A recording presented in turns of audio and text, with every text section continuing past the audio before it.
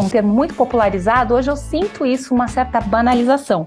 Porque se tudo é ESG, então nada é ESG, né, gente? Vamos combinar, porque assim, a gente está longe de resolver todos os problemas e está todo mundo querendo usar o selo ESG como se fosse um selo de virtude, né?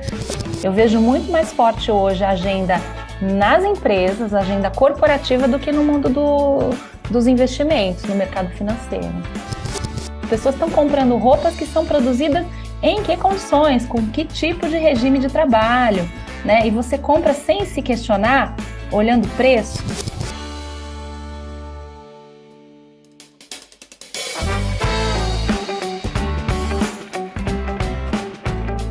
Você já deve ter ouvido falar sobre ESG.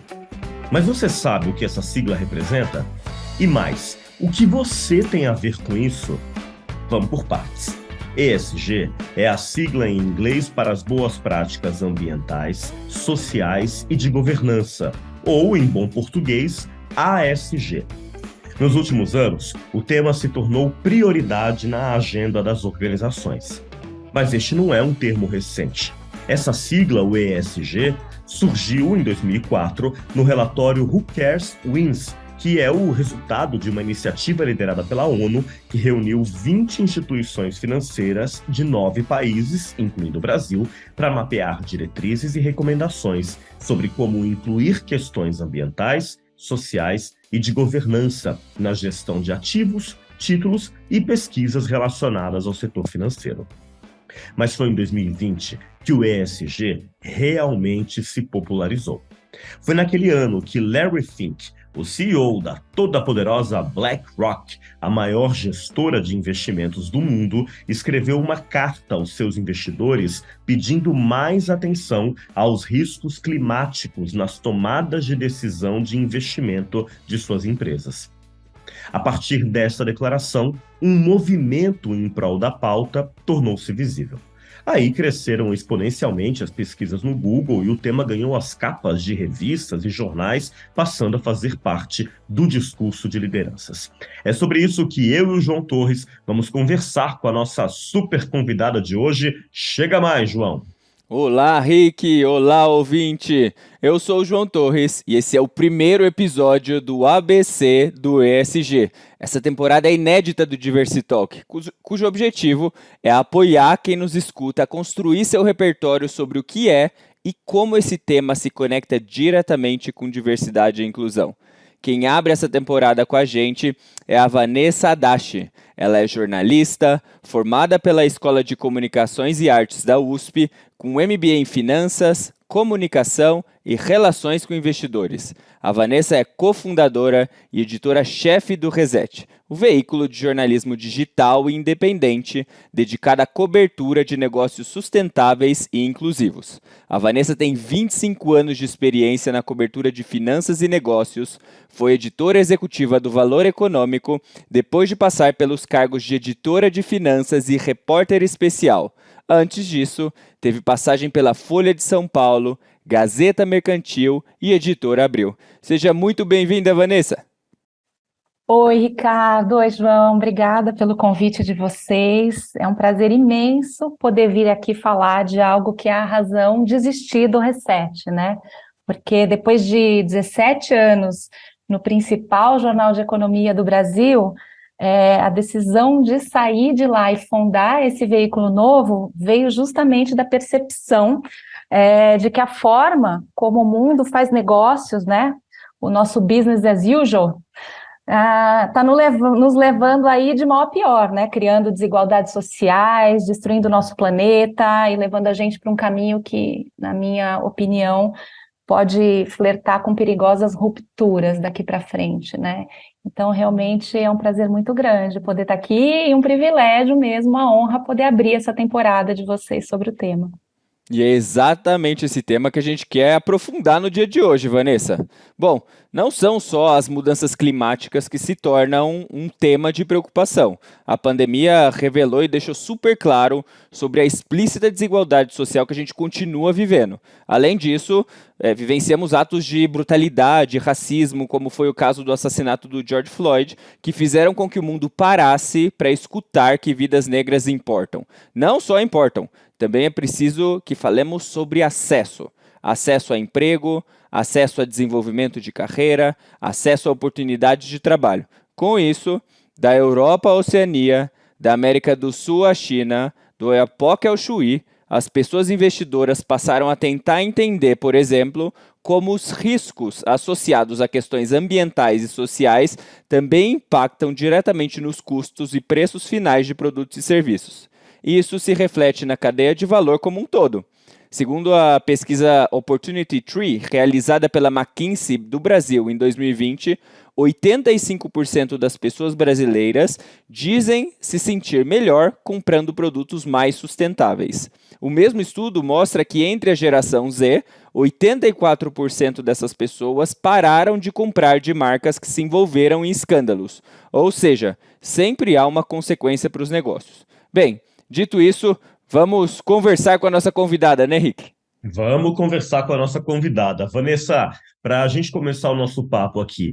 Bom, a Mais Diversidade é uma consultoria de diversidade e inclusão. Então, eu queria que você ajudasse a gente a pensar sobre como é que esses assuntos, diversidade e inclusão, se conectam com as 3 letrinhas dessa sigla, ESG. Olha, Ricardo, eu diria que diversidade e inclusão, ela virou o grande tema dentro do pilar do S, né? Do pilar social do ESG, sem dúvida nenhuma, isso é bem claro. Tem a gente até que reclama, que fala, poxa, gente, o S não é só diversidade e inclusão, de tanto que virou né, a concretização dessa agenda, assim, é a face mais visível, eu acho.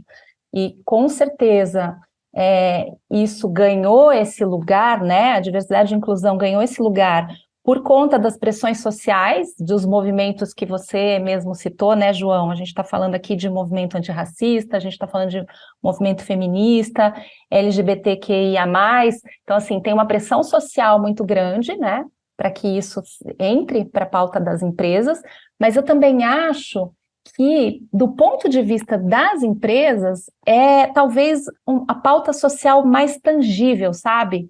Ela é de alguma maneira quantificável, metrificável, porque isso é uma grande dificuldade. Eu acho que o pilar S do SG, ele é o mais subjetivo, de certa forma, né? Você está falando de clima, você está falando de meio ambiente, você tem coisas mais palpáveis ali para uma empresa medir, para ela criar uma meta, e no social, eu acredito que diversidade e inclusão seja onde você tem um pouco mais dessa concretude. Você consegue dizer, poxa, eu tenho X% de pessoas negras, né? Tenho X% de mulheres em cada nível da organização, na base, na entrada, você consegue criar políticas afirmativas. Eu acho que ela é realmente mais palpável e eu vejo como a grande pauta do S aqui no Brasil e lá fora também, né? Sem dúvida. Ô Vanessa, eu estava te escutando e eu estava pensando sobre a transformação que essas pautas têm passado, né? Eu não cheguei a conversar com o Ricardo sobre, mas na semana passada eu estava em Belo Horizonte. E eu lembro, Ricardo, quando a gente esteve em Belo Horizonte pela primeira vez há 5 anos, como a gente estava tentando ali cravar essa pauta, colocar a pauta de diversidade como algo importante também para essa capital brasileira, que era muito importante, mas era muito, muito difícil. E na semana passada, quando eu estava lá, eu fiquei assim chocado sobre como a pauta se expandiu, ela ganhou uma magnitude, ela ganhou uma certeza. A pauta está na boca dos maiores executivos e executivas de Belo Horizonte. Em cada reunião que eu ia, eu sentia certeza na pauta de diversidade e inclusão.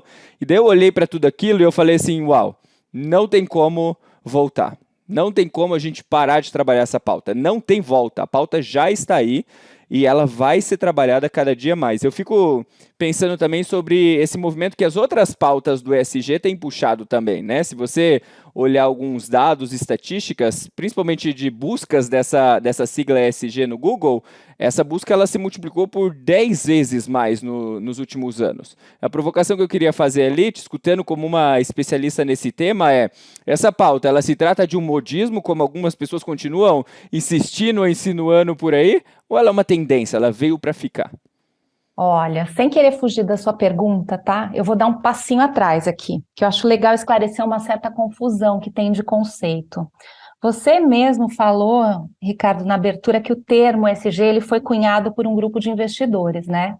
E é isso, ele, na verdade, ele é um conceito que ele se aplica ao mundo dos investimentos, inicialmente, né? Ele surgiu para dar parâmetros para integrar os fatores socioambientais e de governança na gestão dos recursos, do dinheiro. Então, como é que o investidor consegue levar isso em conta na hora de fazer a gestão do dinheiro? Do lado da empresa, isso está refletido na agenda da sustentabilidade corporativa, da governança corporativa. Então, a rigor, o ESG não é sinônimo, ele não nasceu no mundo corporativo, né? Mas ele acabou virando um sinônimo, talvez por ser um acrônimo mais, né, uma coisa mais curtinha, acabou grudando e acabou hoje virando quase que sinônimo de sustentabilidade e governança. E aí, respondendo mais diretamente a sua pergunta, eu acompanhei muito de perto essa onda ESG, né, que decolou mesmo, que ganhou tração no Brasil e no mundo mesmo a partir de 2020, porque esse é o período que coincide com a fundação do Reset, então a gente está cobrindo essa pauta muito de perto e com um olhar muito focado nela desde o começo. E o que eu sinto hoje é que teve uma certa banalização, da mesma forma que hoje ela é um termo muito popularizado, hoje eu sinto isso, uma certa banalização, porque se tudo é ESG, então nada é ESG, né, gente? Vamos combinar, porque assim, a gente está longe de resolver todos os problemas, e está todo mundo querendo usar o selo ESG como se fosse um selo de virtude, né? Eu vejo as empresas querendo colar esse selo nelas, assim, não, agora eu sou ESG. Porque eu faço qualquer coisa bonitinha aqui, então eu sou ESG. Primeiro que não existe ser ESG, né? Não existe esse negócio de eu sou ESG. Então, acho que é isso, assim, eu vejo com uma certa preocupação. Eu vejo que as empresas, tanto grandes quanto pequenas, elas ficam procurando se apegar a alguma ação, às vezes marginal, que não é relevante na operação delas para dizer que elas são ESG. Eu vejo grandes empresas reunindo coisas debaixo do mesmo guarda-chuva, catando as políticas que elas têm nas diversas áreas ali dentro. O que a gente faz para botar tudo debaixo do guarda-chuva ESG, para dizer que é ESG? Então, eu acho que isso acaba distorcendo um pouco a função do que seria, sabe? O propósito mesmo, né? Falando de forma bem simples, eu acho que ESG é sobre fazer as coisas direito, sabe? Então, assim, o capitalismo que a gente conhece, a forma como a gente produz, como a gente consome, como a gente investe o nosso dinheiro, foi construído em cima de uma lógica de que os lucros são privados, mas os impactos sociais e ambientais, eles são socializados. Então, assim, a empresa, ela não se responsabiliza, né? Historicamente, não está dentro do escopo da empresa se preocupar se ela usou toda a água da região onde ela opera e a cidade ficou sem a água. Então, assim, não é meu problema, né? Então, eu acho que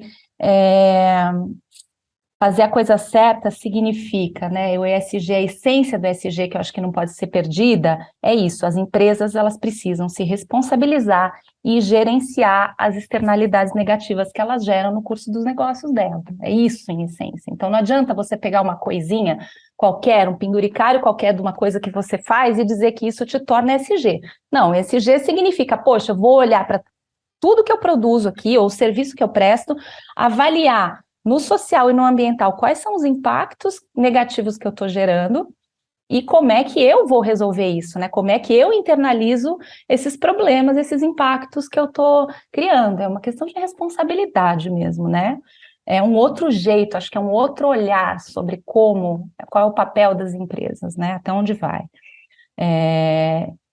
E aí, eu acho que, claro que essa agenda ela é induzida para uma minoria, na minha opinião, por uma nova consciência, e é disso que eu estou falando, né, disso que eu acabei de falar, de que, poxa, eu estou gerando externalidades e eu preciso resolver esse problema, não posso deixar por conta dos outros resolver, isso tem que estar no meu custo, se isso custa para a sociedade, isso devia estar no custo da empresa, mas também acho que isso é uma minoria, né? Não dá para contar que todo mundo vai ter, oi, acordei hoje, bati a cabeça, ter uma nova consciência empresarial. Mas eu acho que na maioria isso ganha mais escala a partir do momento em que as empresas percebem que elas têm que gerenciar riscos associados a isso, né?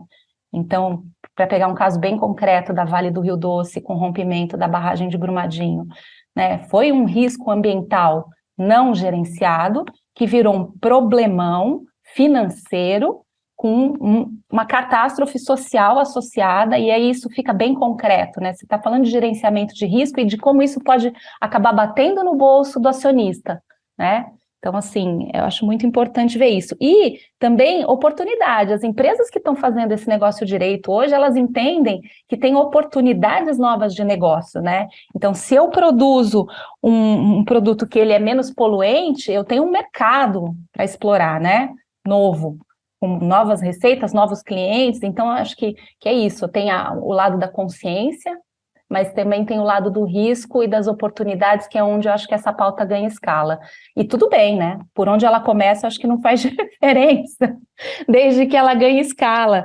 E dito tudo isso, me parece um caminho sem volta. Eu não sei se com o nome SG ou com outro da moda daqui a pouco, mas eu acho que cada vez menos espaço para o business as usual no nosso mundo, sabe? E a velocidade da mudança é que é uma incógnita, né? E com um detalhe, né, Vanessa, na linha aí do que você argumentou, a gente teve nos últimos anos também uma entrada muito forte do regulatório nessa agenda, né? Sem dúvida. Então, hoje as empresas precisam, para além de tudo, prestar contas ao mercado por conta de decisões da CVM, que é aí a Comissão de Valores Mobiliários, o xerife do mercado, como se diz, SUSEP, Mercado Segurador, Bacen, Banco Central, entre vários outros órgãos que hoje exigem essa prestação de contas. Você falou da velocidade da mudança. A gente não sabe qual vai ser essa velocidade daqui para frente, mas o fato é que nesses últimos 2, 3 anos a velocidade foi intensa, né? O regulatório entrou nessa agenda com o pé no acelerador, né? Eu acho que o regulatório está andando, principalmente lá fora, principalmente na Europa. A gente vê um avanço claro. A Europa é carro-chefe, né? Ela lidera essa agenda no mundo, e ali você tem assim definições claras, políticas claras, regulatório em todas as frentes de investimento das empresas e tudo. Aqui no Brasil, acho que a gente ainda está um pouco devagar, né? A gente está começando a ter, você mencionou CVM agora tem um pouco de exigindo informações, então assim, ainda está devagar, eu até ia falar disso um pouco mais para frente, mas só me antecipando aqui, para dizer que eu acho que precisa andar mais rápido, talvez o Banco Central esteja andando mais rápido, que cuida dos bancos, né, mas outros reguladores aqui ainda precisam acelerar o passo. Lá no começo, só para fazer um ponto aqui, João, porque lá no começo a gente tinha falado sobre o Larry Fink, que é essa figura meio mítica do mercado, né? Para Sim. contextualizar quem está nos ouvindo, o Larry Fink é o cara que é o CEO da BlackRock. A BlackRock é uma gestora de fundos, de patrimônio, e ela tem ali uma administração de recursos que está na ordem dos trilhões. Larry 10 Fink, trilhões de dólares, é um isso caminhão eu de acho que dinheiro. equivale seria, se fosse um país, seria talvez o Sim, segundo país do mundo, né? Então, o cara tem um poder extraordinário quando a gente olha para esse aspecto mais material, da influência que sim. ele tem. Lá em 2020, ele passou um recado para o mercado que, olha, basicamente era o seguinte: os fatores ESG, eles estão se tornando cada vez mais relevantes e é importante que as empresas olhem para essa pauta. Ele solta anualmente cartas ao mercado nessa direção.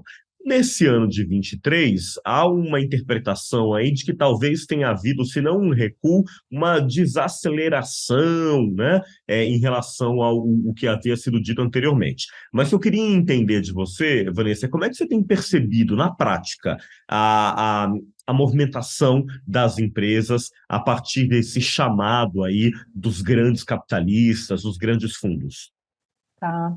O Larry Fink, ele começou esse chamado um pouquinho antes, foi em 2018, quando ele veio com a primeira carta, começou a riscar ali, ciscar um pouco nesse terreiro, falando que as empresas precisam olhar além do lucro, que a responsabilidade delas vai além disso, e aí ele foi escalando esse discurso ao longo dos anos, né? E realmente esse ano ele deu uma recuada, até porque o ESG está sendo alvo de ataques políticos, né, nos Estados Unidos. Acho que isso está muito forte. De novo, a Europa sempre liderando. Lá você tem uma política de investimento ESG crescente e muito bem estabelecida e com regras muito claras, porque tinha muitos casos de greenwashing. Então, hoje você tem uma regulação muito clara de quais são os fundos que podem dizer que que são ESG, que tem uma política assim ou assado, né? Aqui no Brasil, de novo, a gente, para mim, é decepção profunda, tá? Porque eu vi essa onda ganhando velocidade, 2020, todo mundo querendo lançar fundos, dizendo que era ESG no mercado financeiro, e o que eu percebo é que isso deu uma arrefecida bem grande, tá? Esses fundos não captaram dinheiro, as gestoras de fundos, os bancos acabaram deixando um pouco de lado, os produtos estão lá na prateleira, mas não são produtos assim que realmente decolaram. Eu vejo muito mais forte hoje a agenda nas empresas, a agenda corporativa, do que no mundo dos investimentos, no mercado financeiro. Infelizmente, eu acho que estão perdendo tempo, sabe? Eu acho que o mercado financeiro não está entendendo para onde o mundo está indo e está perdendo tempo. Ô, Vanessa, eu gostei da provocação inicial que você fez aqui para a gente no podcast, de que a gente também não pode categorizar tudo como sendo ESG, entender de fato, em profundidade, o que cada uma dessas questões significam. E quando a gente está em agendas com os nossos clientes, principalmente no nosso negócio de consultoria, a gente escuta muito a pergunta: como eu sei se eu estou avançando na pauta de diversidade e inclusão? E a resposta necessariamente vai estar por um acompanhamento de indicadores. Quando a pauta é diversidade e inclusão, a gente pode acompanhar alguns indicadores que eles são um pouco mais tangíveis, como, por exemplo, a quantidade de mulheres nos cargos de liderança, quantidade de pessoas negras que entram pelos seus processos seletivos, as suas portas de entrada, ou alguns indicadores que também são que parecem mais intangíveis, mas que estão conectados com uma transformação da cultura organizacional e que vão refletir, por exemplo, o engajamento das pessoas, a conexão com um propósito, retenção desses talentos. Acho que uma noção mais profunda desses indicadores de diversidade e inclusão ajudam as organizações a saberem se elas estão evoluindo no assunto. Quando a gente pega essas 3 letrinhas ali do ESG, será que você poderia citar alguns indicadores para a gente, só para tangibilizar um pouquinho mais qual é esse caminho de evolução? Onde as empresas deveriam estar mirando? Como que a gente sabe se uma empresa está ou não avançando dentro do tema ESG? Sim, legal você trazer isso, João. Eu falei numa resposta anterior que não existe ser ESG, né? Sim, o ESG, na verdade, ele é uma jornada, né? Ele se trata justamente de uma jornada.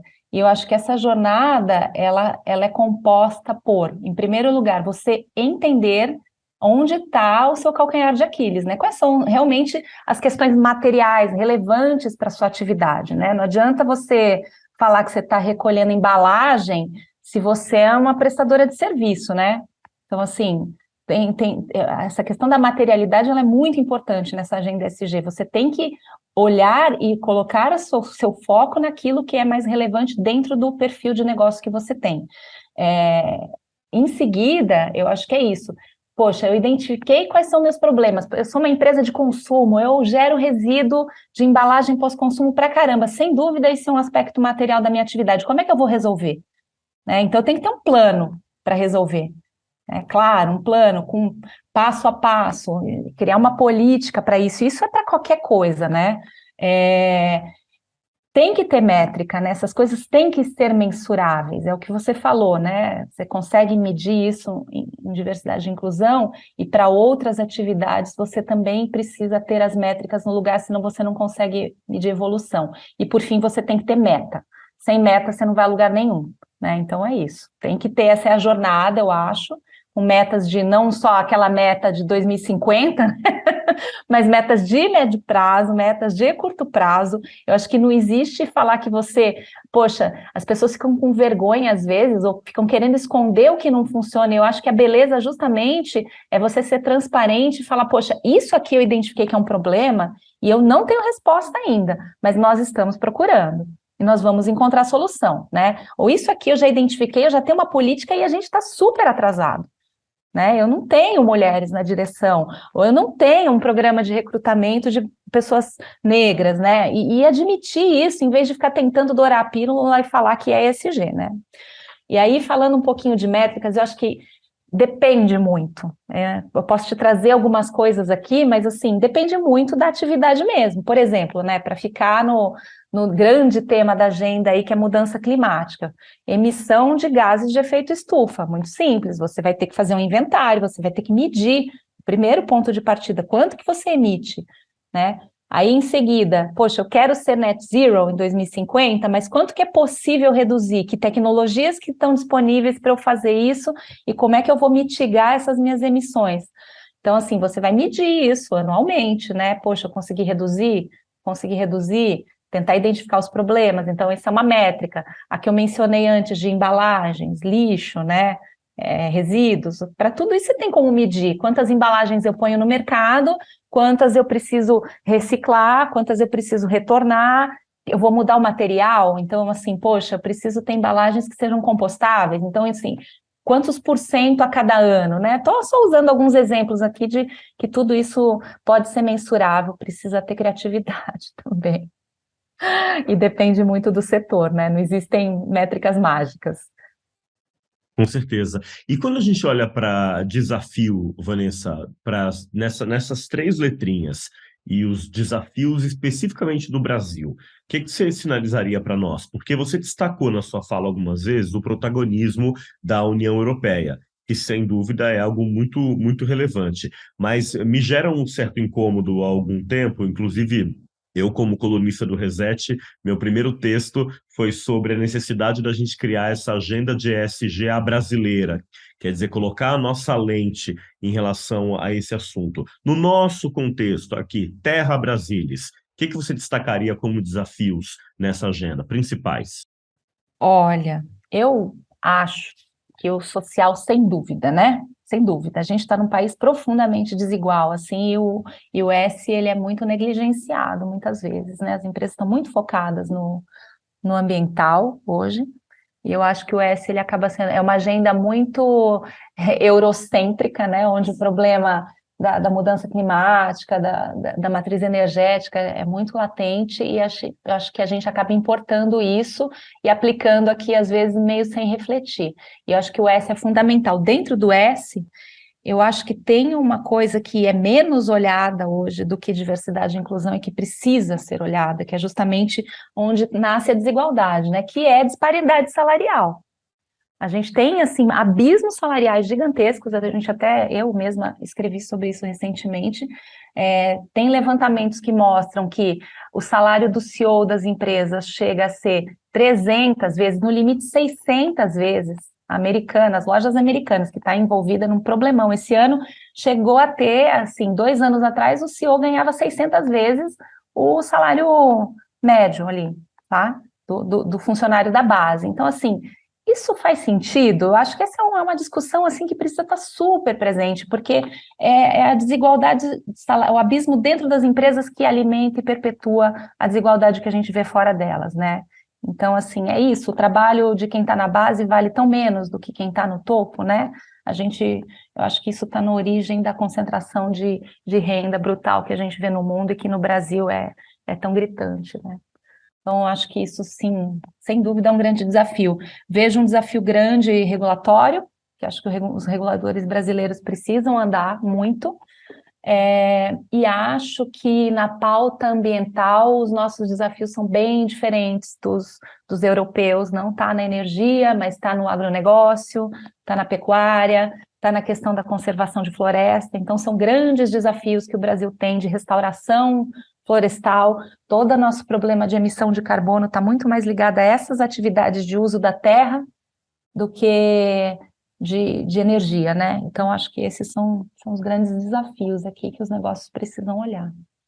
Essa questão da disparidade salarial é realmente impressionante, né? Deve fazer talvez 3 anos, eu não sei, que a CVM publica ali anualmente a lista das 10 maiores remunerações do Brasil, de CEOs. E aquilo vira tema na internet por um bom tempo, não à toa, porque a gente fica completamente chocado, né? Quando vê aquelas siglas, aquelas cifras, na verdade, imensas, imensas, e quando você traz essa questão da disparidade, então é algo que assusta ainda mais, 600 vezes mais do que o salário médio de um trabalhador da empresa. Faltam palavras, né? Não, faltam Faltam palavras. palavras. Faltam palavras. E isso agora, isso é uma das coisas que a CVM está fazendo, que eu acho que vale a pena falar. A partir desse ano, as empresas vão ter que divulgar esse gap mesmo, a diferença entre o maior salário, que é o do CEO, e o Uhum, salário médio. E aí isso vai ficar muito claro. É um indicador novo que está vindo aí, que é regulatório e que eu acho que vai uhum. ser importante para pautar esse tema, sabe? E outra coisa que anda junto com isso, e que são poucas empresas que tratam ainda, Ricardo, João, é a questão do que é um salário digno, né? A gente tem que discutir renda digna, não é salário mínimo. Então, assim, tá, eu pago o salário mínimo, eu cumpro a legislação, mas a pessoa que está recebendo esse salário, ela consegue viver, comer, estudar, cuidar da saúde dela, morar? Eu acho que Claro. essa é uma outra discussão que está ganhando também algum corpo nas empresas e que precisa, no Brasil, ser levada adiante. Maravilha. Ao longo da história, o tema ESG ele teve conectado aí com outros, por exemplo, com as questões de gênero, que é algo que a gente queria abordar aqui agora. Vamos dar um passinho para trás, ó, alguns exemplos. Eleanor Roosevelt, em 1948, esteve ali envolvida, relacionada com a Declaração Universal dos Direitos Humanos. A Rachel Carson, em 62, publicou um livro chamado Primavera Silenciosa, que foi uma publicação que inspirou movimentos ambientalistas em todo o planeta. E a Donella Meadows é autora de uma outra obra, Os Limites do Crescimento. Esse livro foi lançado em 72 e ele modelou as consequências do crescimento rápido da população mundial, considerando que os recursos naturais são limitados. Quer dizer, a gente tem mulheres ali participando desse debate. Na sua visão, Vanessa, é possível a gente estabelecer uma relação entre gênero e as pautas relacionadas à ESG? Ó, tomando cuidado aqui para não fazer comentário que sou discriminatório, né? Eu acho que quando você fala em cuidado, né? A gente está falando de cuidado das pessoas e do planeta, que eu acho que o cuidado ele tem muito do feminino, né? Sem dúvida, assim, sem dúvida. Eu vejo muito isso. É uma área também que acaba se refletindo. Eu já cobri muito o mercado financeiro e hoje eu interajo muito mais com mulheres nessa pauta do que eu interagia antes. Então, acho que tem muitas mulheres que estão puxando essa agenda sem dúvida. Mas ainda acho que quando você olha para os cargos de liderança, mesmo nessa agenda, você vê homens, e às vezes as pessoas cobram isso, poxa, vocês precisam falar com mais mulheres, e eu devolvo, então promovam mais mulheres para eu poder falar com essas mulheres, porque na hora que eu busco os porta-vozes, eles são homens, né?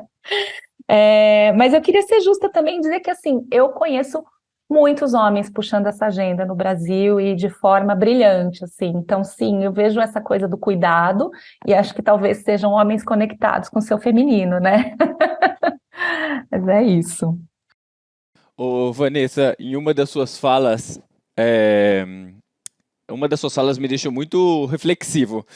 Você trouxe a questão das empresas tendo essa responsabilidade em trazer a pauta. Em algum momento você falou assim, as empresas estão escolhendo se elas desenharão esse plano net zero, de carbono zero. E eu fiquei me perguntando aqui, será que de fato é uma escolha?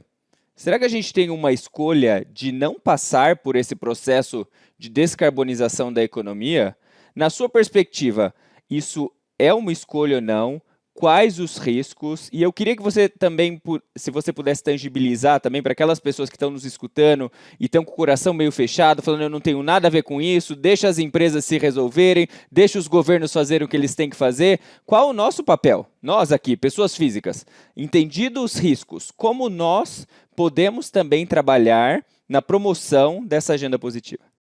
Olha, primeiro, se é uma escolha, né? Eu acho que estamos todos no mesmo planeta. O foguete do Elon Musk explodiu, então não existe planeta B, gente. Então, assim, não deveria haver escolha, certo?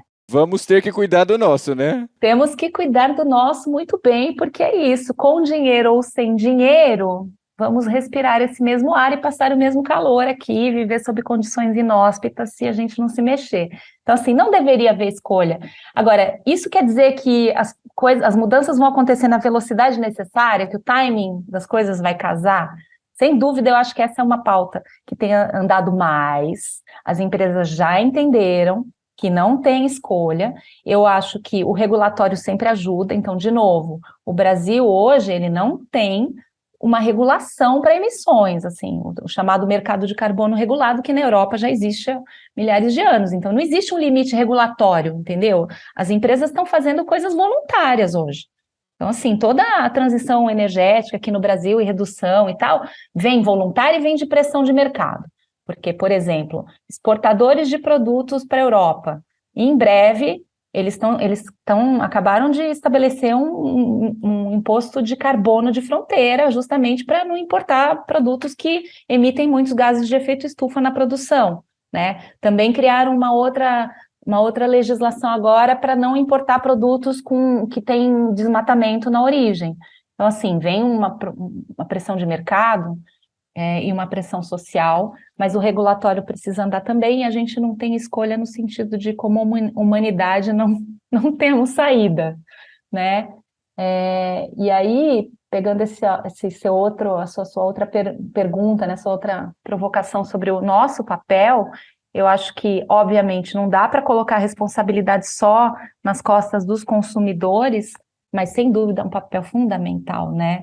As pessoas precisam começar a fazer mais perguntas na hora de consumir, né? Elas precisam tentar entender de onde é que veio aquilo, como aquilo foi produzido. A gente está vendo essa discussão imensa agora sobre a Shein, né? Não sei, cada um pronuncia esse nome de um jeito, mas é isso, as pessoas estão comprando roupas que são produzidas em que condições, com que tipo de regime de trabalho, né? E você compra sem se questionar, olhando o preço. É claro que o preço é mais baixo. Se eu não estou pagando salário digno, como é que o preço pode ser alto, né? Então, assim, tudo isso tem um custo também. As pessoas precisam estar conscientes. Elas vão consumir um produto que não tem agrotóxico, elas vão pagar mais caro. E é óbvio que a gente tem uma grande questão aqui, que é que não é todo mundo que tem condição de pagar, né? Certo? Temos um problema, vamos ser realistas aqui, mas quem tem condição deveria começar a olhar para isso, né? Eu acho que quem tem condições de pagar um pouco mais deveria estar pensando em pagar por um fair trade, entendeu? Uma cadeia de produção que seja justa, que remunere todo mundo de acordo, que não destrua o meio ambiente. Então, assim, são perguntas que acho que hoje as pessoas olham o rótulo dos alimentos para ver se eles são saudáveis e elas deviam estar começando a procurar informações sobre de onde está vindo aquilo ali que elas estão comendo, né? Sem dúvida alguma. Precisamos, urgentemente. Eu acho que esse exemplo que você citou da Shein ou Shine, eu também nunca sei como pronunciar, ele é tão emblemático porque ele traz um pouco das complexidades da agenda, porque eu explico o que eu quero dizer. A gente ouve com muita frequência no mundo corporativo, é praticamente um clichê, dizer, mas a próxima geração, não, ela já vem com um chip novo, eles já vêm prontos para tudo. E é claro que a gente sabe que é uma geração que vem com um olhar muito mais crítico em relação a essa agenda, porque cresceu num mundo em que esses temas são discutidos, sem sombra de dúvida, mas também não é uma geração panaceia, né? Que vai resolver absolutamente tudo. Inclusive, é a geração que está, sobretudo, consumindo os produtos da Shein. Claro que existem questões como você mesma mencionou. É uma geração, agora cuidado aqui para o cancelado não ser eu, é uma geração que sofre de maneira muito intensa os efeitos da crise econômica, do desemprego, da falta de acesso à renda e trabalho, então muitas vezes fica impossibilitada. Mas eu acho que é interessante porque mostra justamente isso, contradições de parte a parte. E esse discurso geracional, às vezes, ele fica mais ou menos como uma passagem de bastão, do tipo, eu não consegui fazer, mas esses próximos que estão vindo, e aí vira uma justificativa, né, para não agir.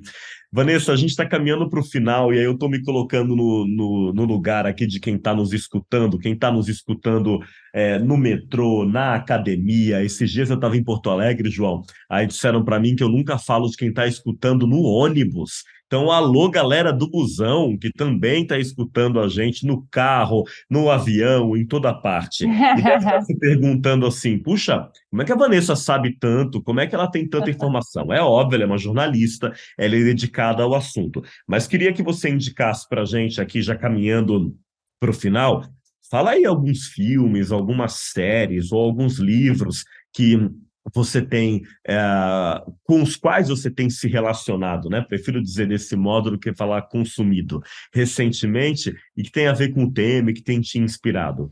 Além do Diversitalk, né, Rick? Porque a gente está estreando uma temporada inédita aqui sobre esses temas. Esse é só o capítulo introdutório aqui pra gente, né, Vanessa? Além do Diversitalk, o que mais você tem bebido da fonte? Pessoal, ouçam o Diversitalk, a temporada Ótimo. toda, todos os episódios, né? E compartilhem esse também, por favor. Olha, vou ser bem honesta, hein? Eu eu não sou muito aquela pessoa dos livros teóricos, tá? Não gosto, nunca gostei. Eu acho que por isso que eu sou jornalista, porque eu gosto de ir lá perguntar, ver como é que é, sabe? Na prática, como é que funciona isso? Então, eu tenho um livro que eu gosto muito, muito, que eu li ano passado, que eu acho que eu até mencionei o case aqui, que é o livro Arrastados, da jornalista Daniela Arbex. É um livro reportagem em que ela foi fazer ela foi conversar com as famílias que sofreram com o rompimento da barragem de Brumadinho. E ali você consegue ver o impacto daquilo na vida real, entendeu? E o custo humano e ambiental, claro, mas principalmente humano, daquilo não ter sido gerenciado por uma empresa que tinha toda a condição de ter feito as escolhas erradas que foram feitas ali. Eu acho que tem muitas lições práticas e que você não tem como não se conectar com aquilo e entender a agenda, a importância dessa agenda na prática, sabe? Assim, de verdade, na vida real, e que ela não é uma coisa teórica, é uma coisa que está na vida de todo mundo. É um livro que eu gosto muito. Eu estou lendo um livro agora que se chama Ministry for the Future, que é o Ministério do Futuro, que é uma ficção, só tem em inglês, infelizmente, mas que está me deixando muito angustiada, porque ela mostra o futuro daqui, sei lá, algumas décadas, o que a gente conseguiu ou não conseguiu fazer para combater as mudanças climáticas, como as pessoas estão vivendo, e a ponto de se criar um ministério do futuro que só vai tomar decisões em nome das futuras gerações, né? Porque já que a geração atual não está conseguindo tomar as decisões direito, então se cria esse ministério. Mas ele é um pouco angustiante, tá?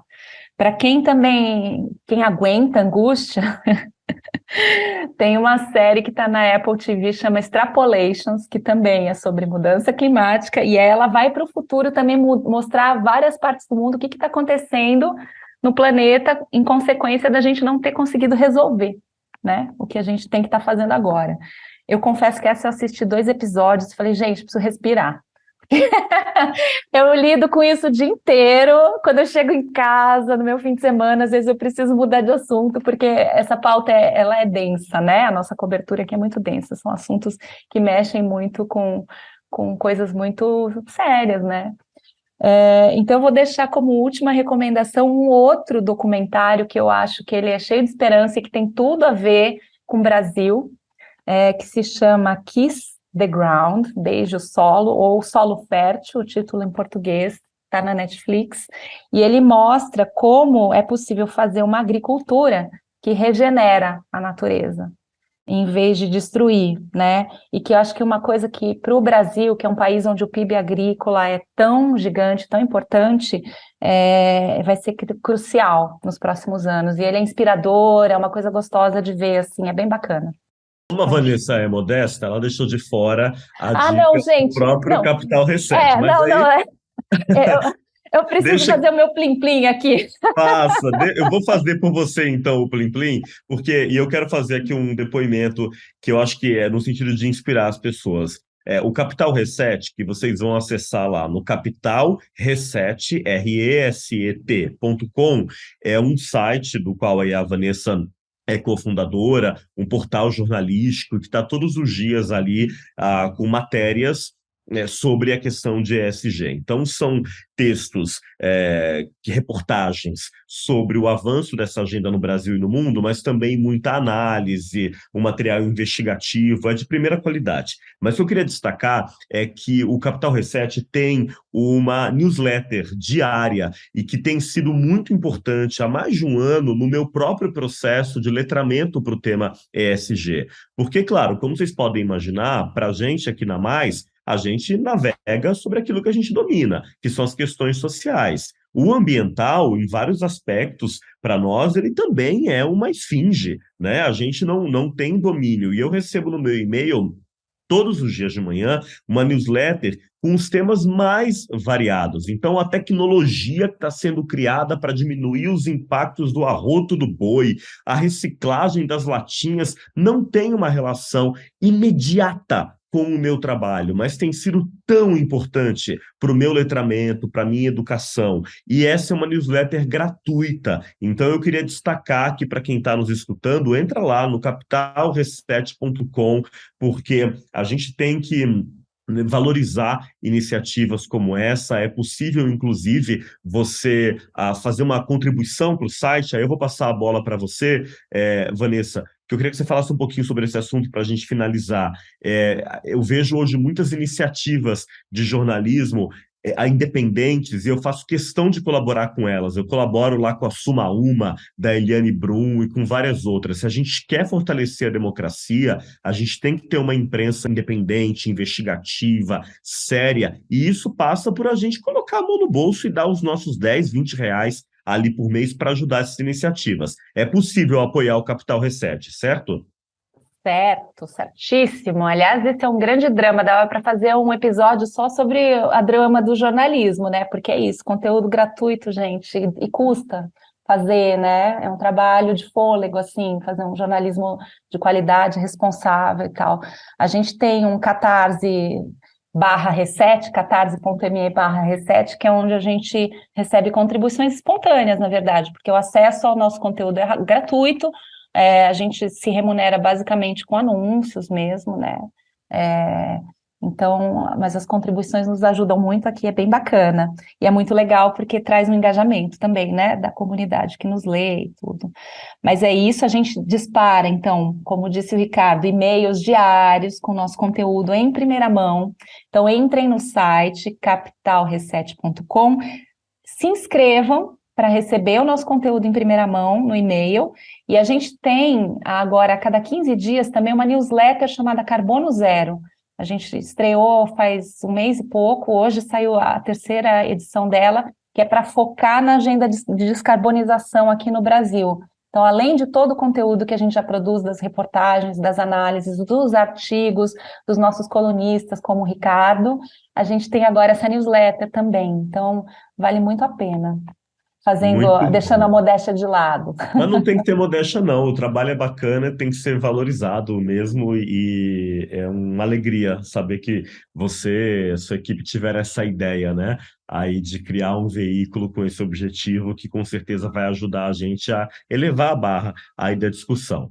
Pessoal, esse aqui foi o episódio de estreia. Que chique, hein? ABC do ESG, temporada inédita do Diversitalk, o podcast da consultoria Mais Diversidade, que tem como objetivo aproximar você da prática ESG de ponta a ponta.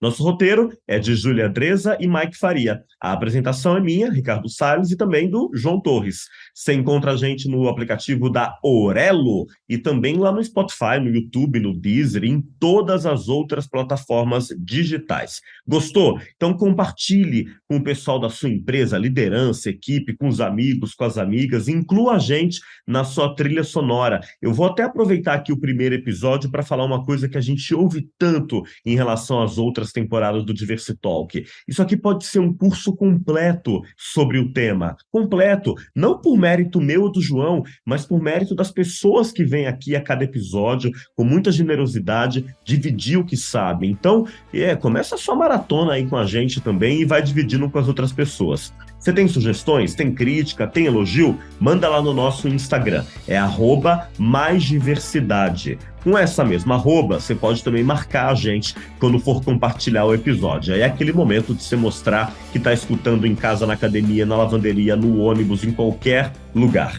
Até o nosso próximo episódio. Acompanhe a gente por aqui, porque a gente tem uma temporada inteira pela frente. Até a próxima, João. Obrigado, Vanessa. Adorei, Rick. Adorei, Vanessa. Tchau, tchau, gente. Tchau, gente. Obrigada.